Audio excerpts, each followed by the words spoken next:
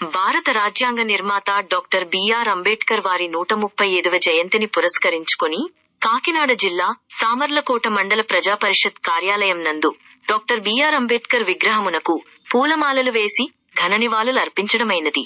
ఈ సందర్భంగా మండల అధ్యక్షులు సత్యబాబు మాట్లాడుతూ, ప్రతి నిమిషం బడుగు బలహీన వర్గాల అభ్యున్నతి కొరకు శ్రమించిన గొప్ప వ్యక్తి అంబేద్కర్ అని, ఆయన చిన్న వయస్సు నుండే ఎన్నో కష్టాలు ఎదుర్కొని దేశంలో ప్రతి ఒక్కరికి సమాన హక్కు ఉండాలి అని పోరాడిన మహోన్నతమైన వ్యక్తి బాబాసాహెబ్ అంబేద్కర్ అని అన్నారు.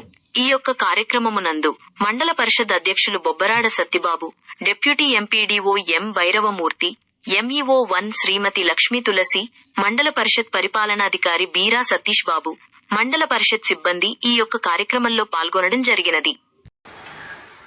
ఈరోజు బాబాసాహెబ్ అంబేద్కర్ గారి జన్మదిన సందర్భంగా 135వ జన్మదిన సందర్భంగా ఏర్పాటు చేసిన మండల ప్రజా పరిషత్ అభివృద్ధి అధికారి వారు, అలాగే డిప్యూటీ ఎంపీడీఓ గారు, మండల ఎడ్యుకేషన్ అధికారి వారు, మండల ఈఓ గారు, సిబ్బంది వారందరికీ కూడా పేరు పేరిన బాబాసాహెబ్ అంబేద్కర్ గారు 135వ జయంతి సందర్భంగా ఈ కార్యక్రమం ఏర్పాటు చేయడం ఎంతో సంతోషకరం.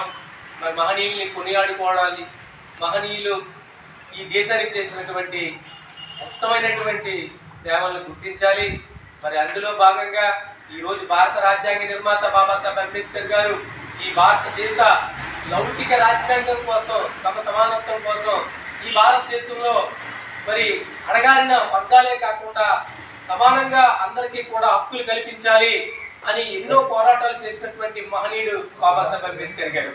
ఈ భారత రాజ్యాంగంలో మరి ప్రపంచంలో ఉన్నటువంటి 165 దేశాల రాజ్యాంగాన్ని అనుసరించి ప్రజాస్వామ్య రాజ్యాంగాన్ని ఈ భారతదేశానికి అవలంబించినటువంటి మహోన్నతమైన వ్యక్తి బాబాసాహెబ్ అంబేద్కర్ గారు. మరి ఆయన ఒక జ్ఞాన సముద్రుడు. ఎందుకంటే విద్యతోనే, కలంతోనే ఇది సాధ్యం అని చెప్పేసి కలం పట్టుకుని ఆయన పడినటువంటి ఇబ్బందులు, వారు పడినటువంటి బాధలు ఏ వెనగాడిన వర్గాలు కూడా పడకూడదు, ఈ సమాజంలో సమసమాజం కావాలనే స్ఫూర్తితో ప్రయాణించినటువంటి వ్యక్తి బాబాసాహెబ్ అంబేద్కర్ గారు. మరి వారి యొక్క చదువులు కానివ్వండి, అనేకమైన రౌండ్ టేబుల్ సమావేశాలకు వెళ్ళినప్పుడు కూడా వారి యొక్క కుటుంబాన్ని కూడా లెక్క చేయకుండా, మరి ఒక సందర్భంలో వారి యొక్క కుటుంబంలో ఉన్నటువంటి పెద్ద కుమారుడు చనిపోతే అక్కడ రౌండ్ టేబుల్ సమావేశానికి ఆయన వెళ్ళవలసి వచ్చింది లండన్. వెళ్ళవలసి వచ్చినప్పుడు మరి ఆనాడు ఆగిపోతే వారి యొక్క సతీమణి రమాబాయి గారు, మరి అంబేద్కర్ గారు, మీరు వెళ్ళి ఈ భావి తరాల భవిష్యత్తు మారాలంటే మీరు సమావేశానికి వెళ్ళాలి. ఈ భారతదేశంలో అనేక మంది కొడుకులు ఉన్నారు, ఒక కొడుకు పోతే నాకేటన్నా మహాన్నతమైన తల్లి మరి బాబాసాహెబ్ అంబేద్కర్ గారి సతీమణి. అటువంటి సహృదయం ఉన్నటువంటి వ్యక్తుల్ని మనం కొనియాడుకోవాలి. ఎందుకంటే ఈ భారతదేశం మరి 2000 సంవత్సరాల చరిత్ర ఉన్నటువంటి దేశం. ఈ దేశానికి మనం పరిపాలించుకోవాలనుకున్నప్పుడు మరి ఏదైతే రాజ్యాంగ పరిషత్తు మరి అధ్యక్షులుగా వారు ఉండి మరి 2 సంవత్సరాల 11 నెలల మరి 18 రోజులు భారత రాజ్యాంగాన్ని అందించినటువంటి మహోన్నతమైన వ్యక్తి బాబాసాహెబ్ అంబేద్కర్ గారు. మరి అదే కాకుండా ఇక్కడ మరి స్త్రీలకు సమానత్వం కానివ్వండి, మరి అదేవిధంగా అన్ని వర్గాల ప్రజలకు కూడా మరి పనిదినాలు కానివ్వండి, మరి స్త్రీలు అవలంబించవలసినటువంటి వారికి ఫెసిలిటీస్ కల్పించవలసినటువంటి సమానత్వంలో కానీ ఈ రోజు ఈ సమాజంలో ఎలా ఉన్నాము, ఈ ఎడ్యుకేషన్లో ఎలా ఉన్నాం అని అంటే బాబాసాహెబ్ అంబేద్కర్ గారి స్ఫూర్తి అండి. మరి ఈ స్ఫూర్తి ఈ భారతదేశంలోనే కాకుండా యావత్ ప్రపంచంలో ఐక్యరాజ్య సమితిలోనూ కూడా ఈ రోజు జన్మదిన వేడుకలు జరుపుకుంటున్నారంటే మహనీయులు ప్రపంచంలో వారి యొక్క మేధావులను గుర్తించినటువంటి యావత్ ప్రపంచ దేశాలను మనం కొనియాడుకోవాలి.